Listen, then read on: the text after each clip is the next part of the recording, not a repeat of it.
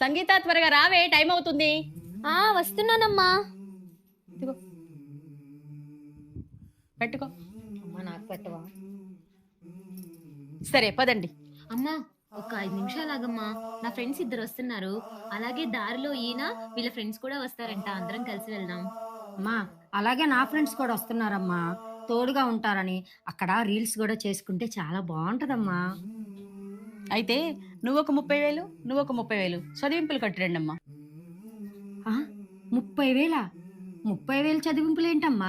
అయినా నా పెళ్లిలో వాళ్ళు 500 పెట్టారు. నేను ఇప్పుడే చదివింపుల బుక్ లో చూసే వస్తున్నాను. మనం ఎందుకు అంత ఇవ్వాలమ్మా? పిలిచిన వాళ్లే కాకుండా ఇంతమందిని తీసుకొని వెళ్తుంటే ఆ మాత్రం చదివించాలి కదమ్మా. అయినా అంత పెద్ద ఫంక్షన్ చేస్తున్నారు, నా ఫ్రెండ్స్ ఎక్కువయ్యారా అమ్మా? అయినా వాళ్ళు బాగానే ఉన్నవాళ్ళేలేమ్మా, ఏం పర్లేదులేపా. డబ్బులేమన్నా వాళ్ళ చెట్లకు కాస్తున్నాయని. నీ పెళ్లి 3 లక్షలతో చేద్దామనుకున్నాను, 10 లక్షలు అప్పయింది. నీ ఫ్రెండ్స్ వాళ్ళ ఫ్రెండ్స్ని తీసుకురావడం వల్ల. నీ పెళ్లికి 1000 మంది భోజనాలు అనుకున్నాం, 2000 మంది అయ్యారు. నీ ఫ్రెండ్స్ వాళ్ళ ఫ్రెండ్స్ని తీసుకురావడం వల్ల భోజనాలకు ఎంత ఇబ్బంది అయిందో తెలుసా? ఇవాళ రేపు చిన్న ఫంక్షన్ కూడా పెద్ద ఖర్చుతో కూడుకున్న పని.